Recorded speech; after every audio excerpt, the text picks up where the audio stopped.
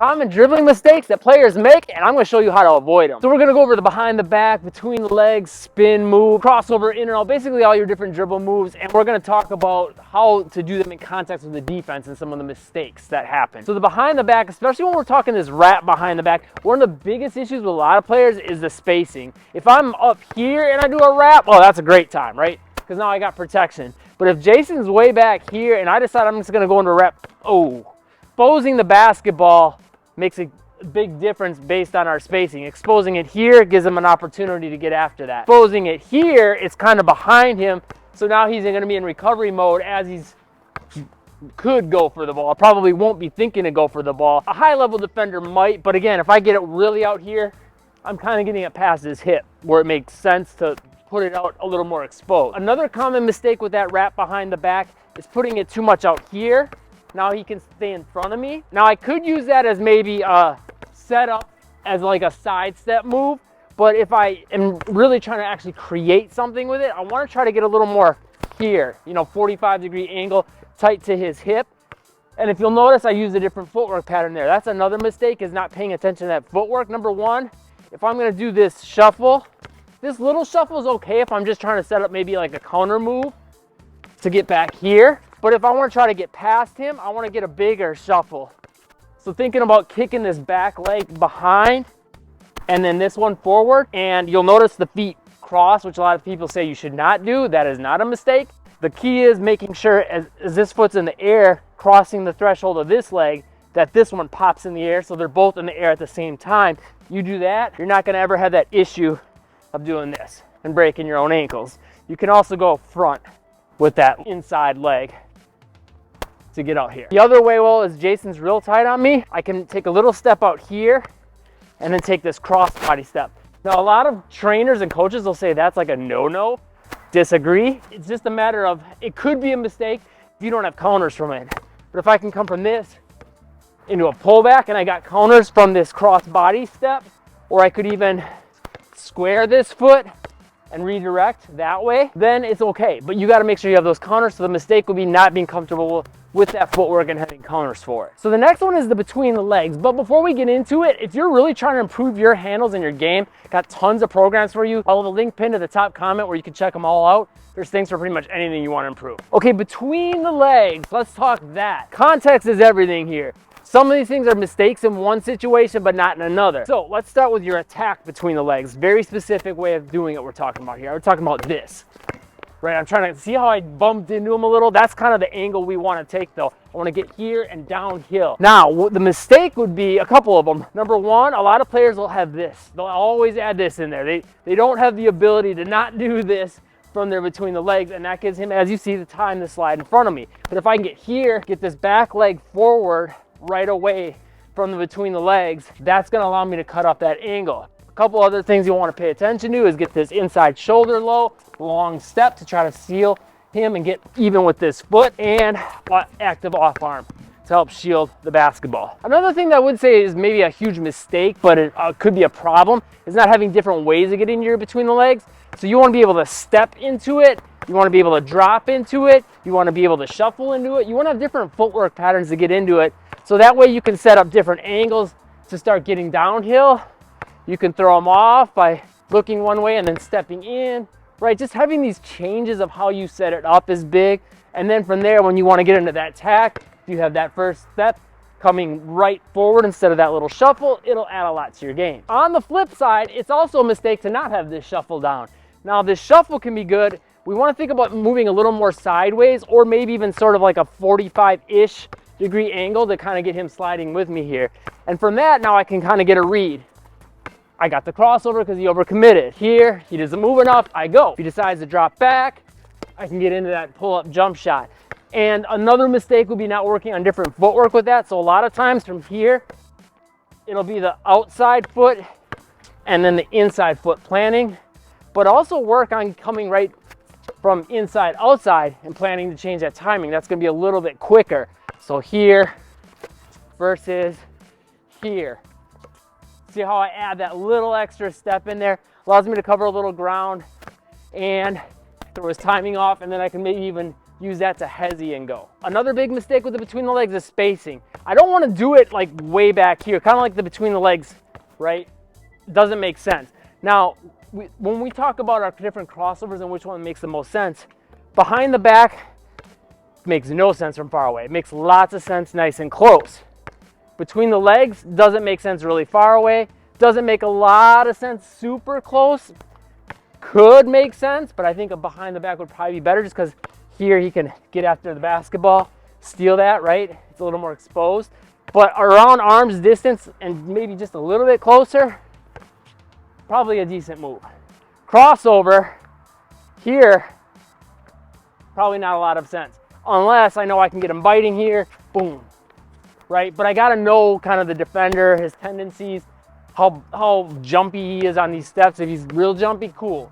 But a lot of defenders that are waiting on that crossover, oh, not a good choice. And then one other between the legs mistake, going back to that attack between the legs where I'm driving that back leg forward, is chest positioning. Really, even the shuffle one, chest positioning. I don't want to be facing out here. Because if I'm facing out here, even if I'm doing the shuffle, the idea with that is to create a possibility of a shot. It makes it a lot harder to get into that shot. If my chest is facing this one and I'm trying to attack, see how easy it is from the slide in front of me? Because that angle is kind of a round angle and he can kind of take that straight path there. But if I go more kind of just around his hip here and now my chest is facing that way, I can cut that angle off from him, and now I'm in position to keep him behind me. Let's talk crossover mistakes. So we talk about distance, right? I gotta know he's gonna be jumpy and biting on my fakes if I'm gonna get close to make sure it makes sense, right? But that being said, in general, I probably don't wanna be in this space here where he can get a hand on the ball. So usually I wanna be about arm's distance because I know he's about arm's distance or maybe a little further,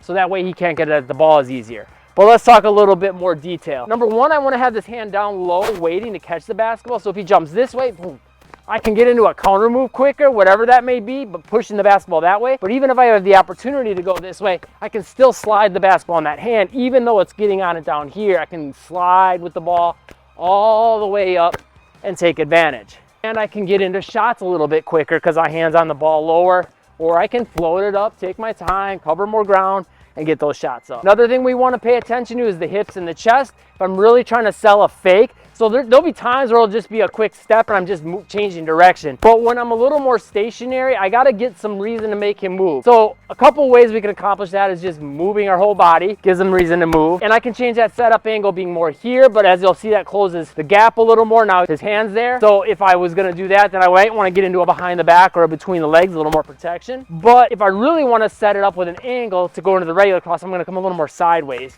to create that angle. But let's talk without getting the body moving a whole bunch, because sometimes, you know, there's help defense over here, whatever the case may be. I'm just mainly going to step with the ball side foot. You could do a cross body step and go into a stiff leg. That's a little more street ball though, so let's keep things fundamental here.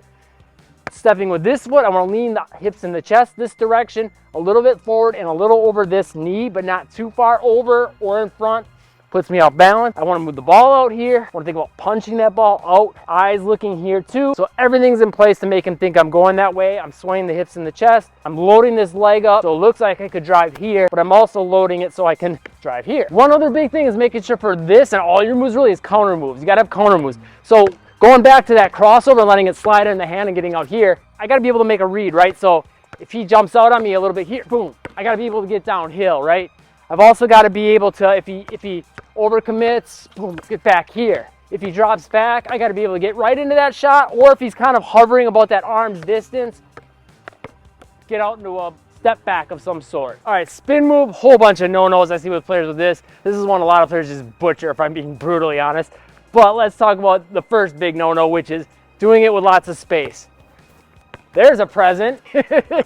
So don't do your spin move with like arm's distance space, or even especially without more, right?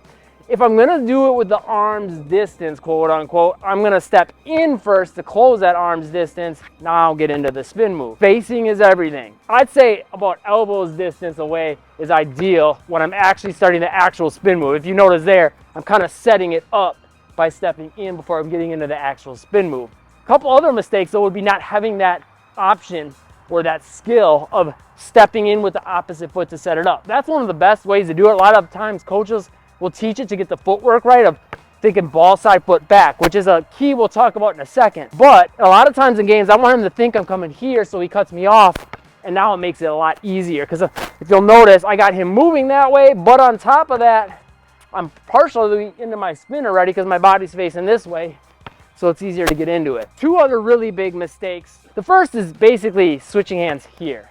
What's Jason gonna do with that?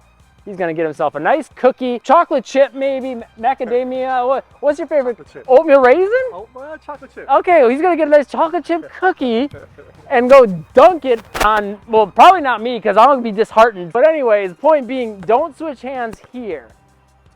We wanna get the ball kind of even with him, or ball, me, him in a straight line, and then I'm gonna switch hands as I'm starting to get past this threshold where now, boom, I'm past him, right? I'm about halfway there. Another way of thinking about it is if the right hand is doing the spin move, I wanna make sure that foot's down before I switch hands. So that way I know I'm pulling the ball back and then switching. Another issue though, and this is where it could be a mistake, might not be, is the angle. So when I'm going into this spin, I wanna think about getting the ball past his hip here. So I'm kind of throwing it here so I can start to seal him and get past him, just like I did there. Watch how I step, boom, right? Now, you could play around with the angle a little bit and come a little bit wider out here, and that might open counter moves. So let's say you try to recover on that, Jason.